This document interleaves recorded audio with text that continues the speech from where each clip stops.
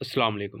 8 वाट SMD light का माशाल्लाह मेरे पास स्टॉक अवेलेबल है, तो जिस भाई को चाहिए रब्ता कर सकता है। ये एक ही एसएमडी लाइट में आपको वार्म कलर, वाइट कलर और वार्म लाइट कलर मिल जाएगा।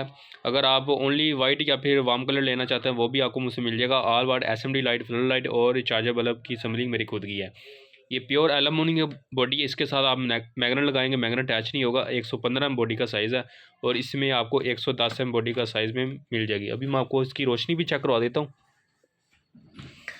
स्टॉक अलहमदुलिल्लाह मेरे पास काफ़ी लिमिटेड पड़ा होता है। आप अपनी मर्ज़ी की जोन सी मर्ज़ी एसएमडी लाइट और बल्ब और फिर चार्जर बल्ब मुझसे तैयार करवा सकते हैं। अगर आपको अपने ब्रांड का चाहिए वो भी मिल जाएगा। अगर आपको मेरे ब्रांड का चाहिए तो वो भी आपको नहायत कम कीमत में 14 माह की वारंटी में मिलेगा।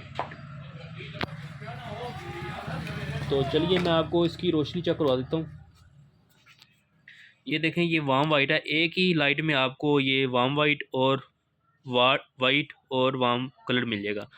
आप स्विच ऑन करेंगे, दोबारा से ऑफ करेंगे, फिर ऑन करेंगे तो ये अपना कलर चेंज करती है।